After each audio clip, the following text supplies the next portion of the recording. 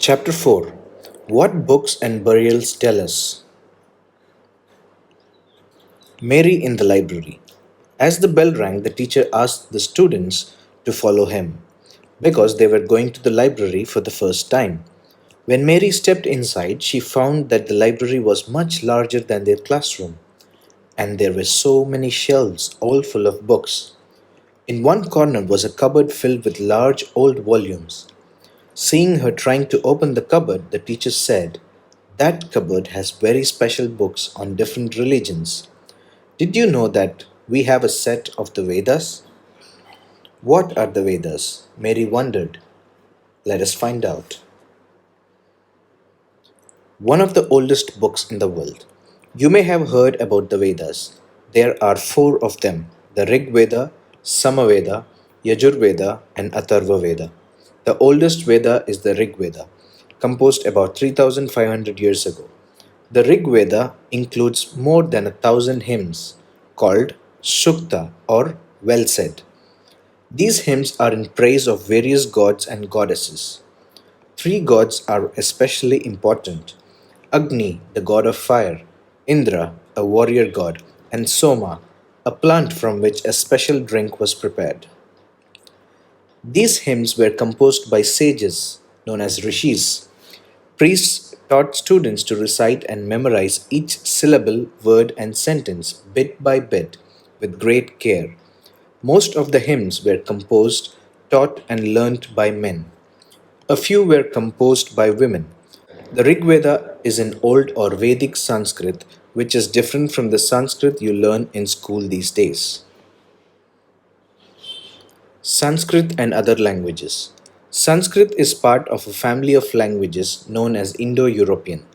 Some Indian languages, such as Assamese, Gujarati, Hindi, Kashmiri, and Sindhi.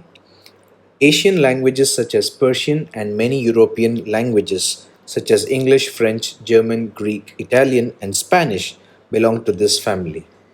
They are called a family because they originally had words in common. Take the words Matra, Sanskrit, Ma, Hindi, and Mother, English. Did you notice any similarities? Other languages used in the subcontinent belong to different families. For instance, those used in the northeast belong to the Tibeto Burman family.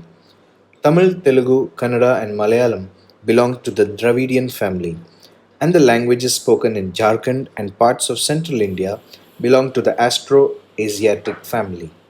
List the languages you have heard about and try and identify families to which they belong. The book we use were written and printed. The Rig Veda was recited and heard rather than read. It was written down several centuries after it was first composed and printed less than 200 years ago. How historians study the Rig Veda.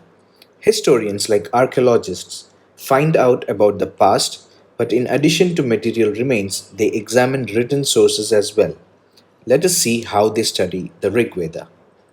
Some of the hymns in the Rig Veda are in the form of dialogues.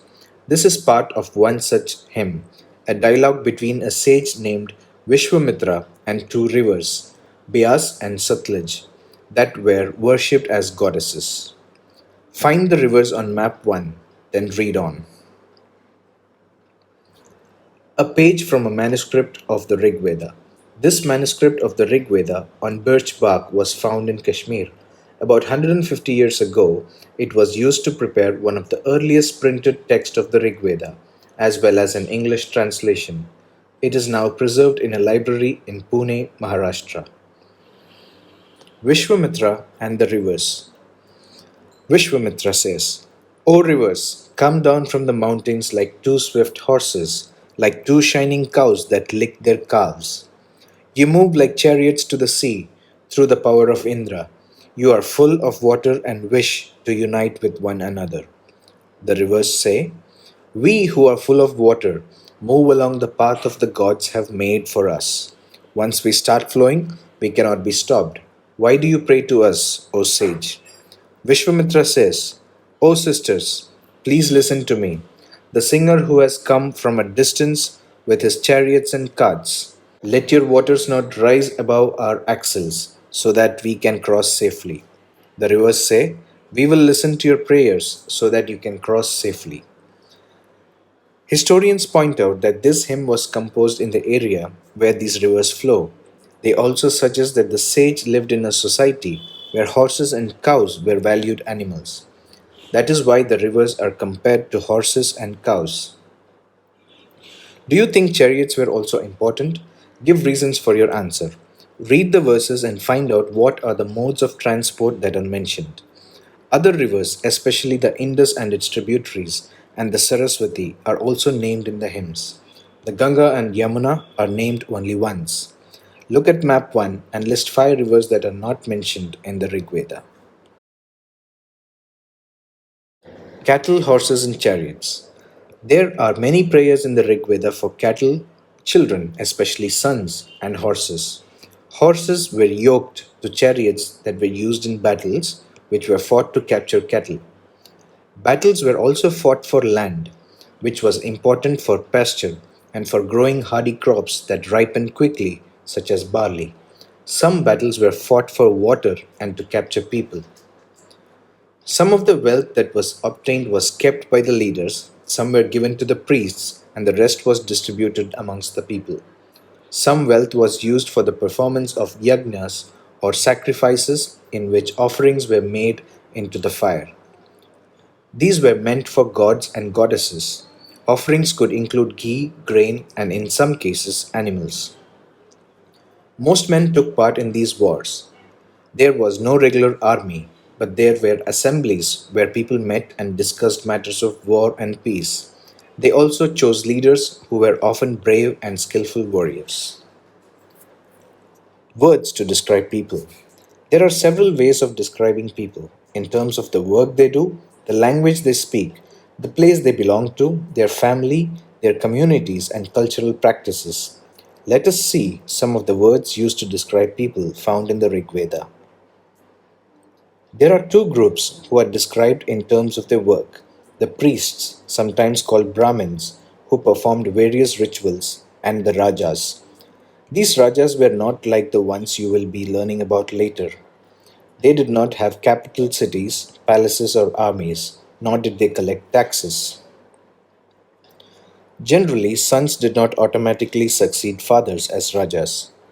Read the previous section once more and see whether you can find out what the Rajas did. Two words were used to describe the people or the community as a whole. One was the word Jana, which we still use in Hindi and other languages. The other was Vish. The word Vaishya comes from Vish. You will learn more about this in chapter 5. Several Vish or Jana are mentioned by name. So we find reference to the Puru Jana or Vish, the Bharata Jana or Vish, the Yadu Jana or Vish, and so on. Do any of these names sound familiar? Sometimes the people who composed the hymns described themselves as Aryas and called their opponents Dasas or Dasyus. These were people who did not perform the sacrifices and probably spoke different languages. Later, the term dasa and the feminine dasi came to mean slave. Slaves were women and men who were often captured in war. They were treated as the property of their owners, who could make them do whatever work they wanted. While the Rig Veda was being composed in the northwest of the subcontinent, there were other developments elsewhere. Let us look at some of these. Silent Sentinels, the story of the Megaliths. Look at the illustration on the next page. These stone boulders are known as megaliths, which mean literally big stones. These were carefully arranged by people and were used to mark burial sites. The practice of erecting megaliths began about 3000 years ago and was prevalent throughout the Deccan, South India, in the northeast, and Kashmir. Some important megalith sites are shown on map 2. While some megaliths can be seen on the surface, other megalith burials are often underground. Sometimes archaeologists find a circle of stone boulders or a single large stone standing on the ground. These are the only indications that there are burials beneath. Snippet on the left. This type of megalith is known as a cyst. Some cysts, like the one shown here, have portholes which could be used as an entrance. There are several things that people did to make megaliths. We have made a list here. Try and arrange them in the correct order. Digging pits in the earth, transporting stones, breaking boulders, placing stones in position, finding suitable stones, shaping stones, burying the dead. All these burials have some common features. Generally, the dead were buried with distinctive pots, which are called black and red ware. Also found are tools and weapons of iron and sometimes skeletons of horses, horse equipment, and ornaments of stone and gold. Was iron used in the Harappan cities? Finding out about social differences.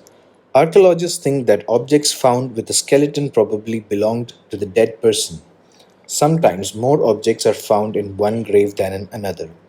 Find Brahmagiri on map 2. Here, one skeleton was buried with 33 gold beads, 2 stone beads, 4 copper bangles, and 1 conch shell.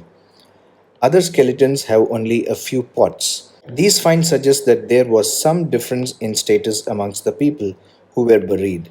Some were rich, others poor, some chiefs, others followers. Were some burial spots meant for certain families? Sometimes megaliths contain more than one skeleton. These indicate that people, perhaps belonging to the same family, were buried in the same place, though not at the same time. The bodies of those who died later were brought into the graves through the portholes.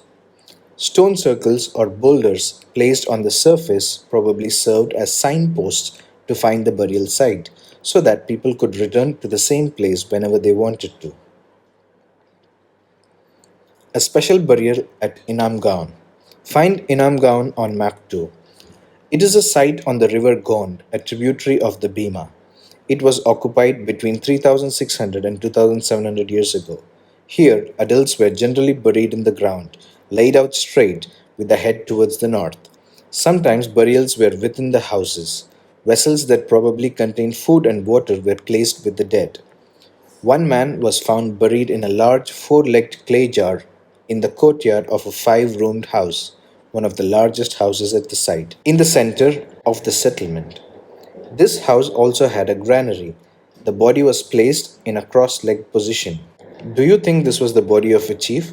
Give reasons for your answer. What skeletal studies tell us? It is easy to make out the skeleton of a child from its small size. However, there are no major differences in the bones of a girl and a boy. Can we make out whether a skeleton was that of a man or a woman? Sometimes people decide on the basis of what is found with the skeleton. For instance, if a skeleton is found with jewelry, it is sometimes thought to be that of a woman. However, there are problems with that. Often, men also wore ornaments. A better way of figuring out the sex of a skeleton is to look at the bone structure. The hip or the pelvic area of women is generally larger to enable childbearing. These distinctions are based on modern skeleton studies. About 2000 years ago, there was a famous physician named Charaka who wrote a book on medicine known as the Charaka Samhita. There he states that the human body has 360 bones. This is a much larger number than the 200 bones that are recognized in modern anatomy. Charaka arrived at this figure by counting the teeth, joints, and cartilage. How do you think he found out about the human body in such great detail? Occupations at Inamgaon. Archaeologists have found seeds of wheat, barley, rice, pulses, millets, peas, and sesame. Bones of a number of animals, many bearing cut marks that show that they may have been used as food, have also been found. These include cattle, buffalo, goat, sheep, dog, horse, ass, pig, sambar, spotted deer, blackbuck, antelope, hare, and mongoose, besides birds, crocodile, turtle, crab, and fish. There is evidence that fruits such as bear, amla, jamun, dates, and a variety of berries were collected. Use this evidence to list the possible occupations of the people at Inamgaon. Elsewhere, find China in your atlas. Around 3500 years ago, we find some of the first evidence of writing in China. These writings were on animal bones. These are called oracle bones because they were used to predict the future. Kings got scribes to write questions on the bones. Would they win battles? Would the harvest be good? Would they have sons? The bones were then put into the fire and they cracked because of the heat. Then fortune tellers studied these cracks and tried to predict the future. As you may expect, they sometimes made mistakes. These kings lived in palaces and cities. They amassed vast quantities of wealth, including large, elaborately decorated bronze vessels. However, they did not know the use of iron. List one difference between the Raja of the Rigveda and these kings. Some important dates: beginning of the composition of the Vedas about 3500 years ago, beginning of the building of megaliths about 3000 years ago, settlement at Inamgaon between 3600 and 2700 years ago, Charaka about 2000 years ago.